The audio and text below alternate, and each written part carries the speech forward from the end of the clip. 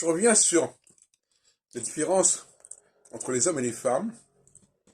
Certains disent, oui, c'est pas important, il n'y a pas vraiment de différence, on ne peut pas le capter. Moi, je dis qu'on peut tout à fait reconnaître un comportement masculin, un comportement féminin. Y compris d'ailleurs chez des individus qui sont invertis,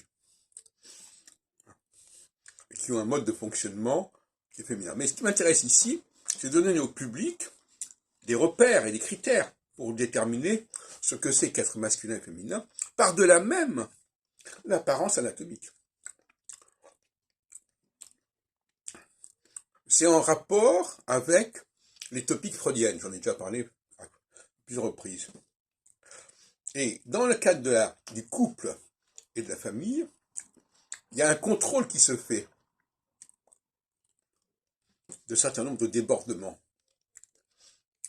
Un homme seul va avoir des excès dans le domaine du contrôle de tout ce qui concerne l'olfactif et le gustatif. C'est-à-dire, par exemple, il va trop fumer, il va trop boire, il va pas se laver, il va pas nettoyer ses vêtements, enfin bref.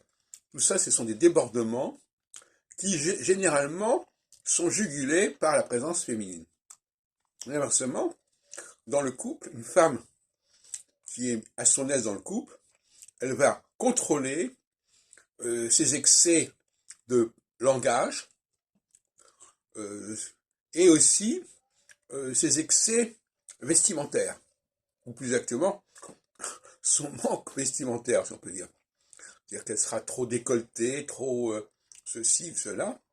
Et dans le cas de familial, c'est un peu la même chose. La présence du père et de la mère permet aux enfants masculins de contrôler leur ça, et aux enfants féminins aussi, qui sont inversés.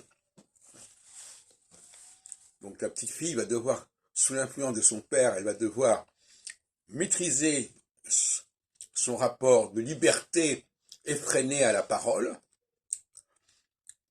son manque de préparation aussi sur le plan intellectuel, son manque de rigueur sur le plan de la nourriture intellectuelle, tout comme l'homme va manquer de rigueur au niveau de sa nourriture matérielle, si on peut dire. Voilà. Donc, la socialisation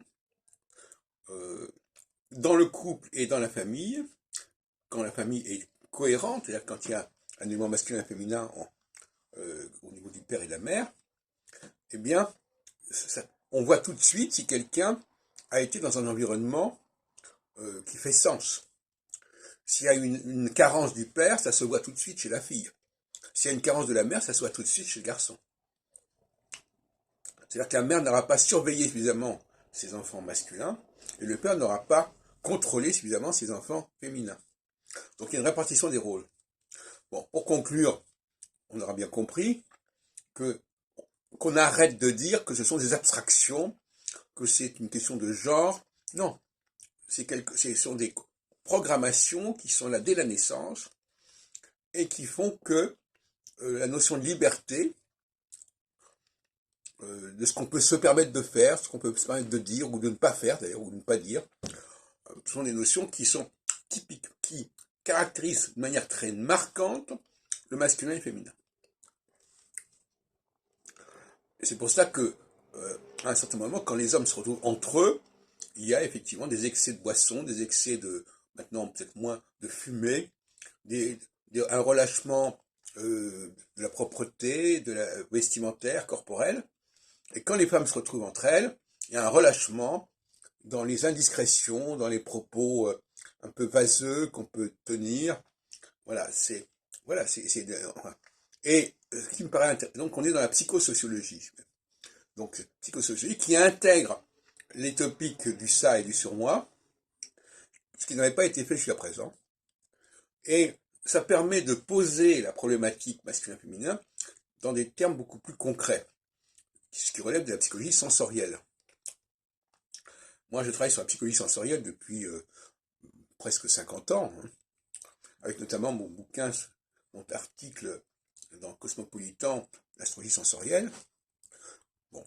Et il faut revenir à cette question-là, c'est fondamental.